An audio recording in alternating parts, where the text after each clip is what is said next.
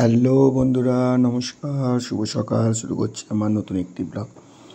তো আজকে বাড়িতে তো ছিলাম না, খুব ভোরই আজকে উঠতে হয়েছিল। ভোরে আজকে বাড়ি থেকে পুজো টুজো করে আজকে গিয়েছিলাম দিদিঘর। কেন, আমার ভাগ্নি হয়েছে, তাকে দেখতে যাওয়া হয়নি। হয়ে গেল আজ 20-22 দিন হয়ে গেল। বাড়িতে তো বিয়ে ঘর ছিল, তো সেই কারণে যেন যাওয়া হয়ে ওঠেনি। তো আজকে সেইভাবে সেরকম ব্লগও করা হয়নি। তো সেই জন্য কী করব, তা গিয়েছিলাম, তাকে দেখে আবার চলেও এসেছি। দিয়ে বেটুকে একটু বিকেলবেলা নিয়ে এসেছি তার মামা বাড়িতে, কারণ বাড়িতেই ছিলাম, কোনো কাজই সেরকম ছিল না। তো সেই কারণের জন্য আমি তাহলে এই যে মামা বাড়িতে এসেছি, বেটু খেলাধুলা চলছে, রাত্রে ফিরে যাব। কারণ আমাদের তো সামনেই শ্বশুর বাড়ি, খুব একটা দূরত্বে নয়, 5 মিনিট লাগে আমার বাড়ি থেকে আর ওর বাড়ি আসতে। তো এই যে এইখানে রান্নাবান্না চলছে, রান্নাবান্না করে নিলে তারপরে এই যে খাওয়া দাওয়া সেরে চলে যাব। তো যাই হোক, আজকে আর সেরকমভাবে নতুনভাবে কিছু ভিডিও করতে পারিনি।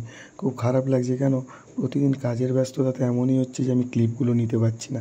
দেখি কাল থেকে চেষ্টা করব সব ক্লিপগুলো নেওয়ার। তো যাই হোক, আজকের মতো আর কিছু সেরকম কাজও নেই, বাড়ি ফিরবো। এই যে বাড়ি ফিরেও গেছি, আর মুখটা খুব শুকনা শুকনা লাগছে, কারণ সারাদিন আজকে এত জার্নি হয়েছে। গিয়েছিলাম কাঁথি, তো ওখান থেকে গিয়েছি আবার রিটার্ন ব্যাক করেছি। এত গরম না রাস্তাঘাটে, সত্যি মানুষের কত কষ্ট হয়। আমি সেটাই ভাবছি, আমরা তো বাড়িতেই বসে থাকি, কাজকর্মে খুব একটা বেরোতে হয় না, বাড়িতে ফোনের মাধ্যমেই সব কিছু হয়ে যায়।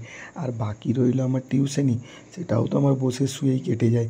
তো যাই হোক, আমাদেরকে অতটা শারীরিক পরিশ্রম করতে হয় না, কিন্তু বাইরে আজকে মানুষগুলোকে দেখে আমার খুবই খারাপ লাগছে।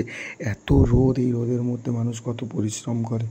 তো যাই হোক, আজকের মতো আর সেরকম কিছু নেই। তো তোমাদেরকে এইখানেই থেকেই টাটা করলাম, বাকিটা পরের ভিডিওতে দেখা হচ্ছে নতুন আরেকটি ব্লগে। সবাই খুব ভালো থাকো, সুস্থ থাকো, দেখা হচ্ছে পরের আরেকটি ব্লগে। ওকে, বাই, টাটা, গুড নাইট।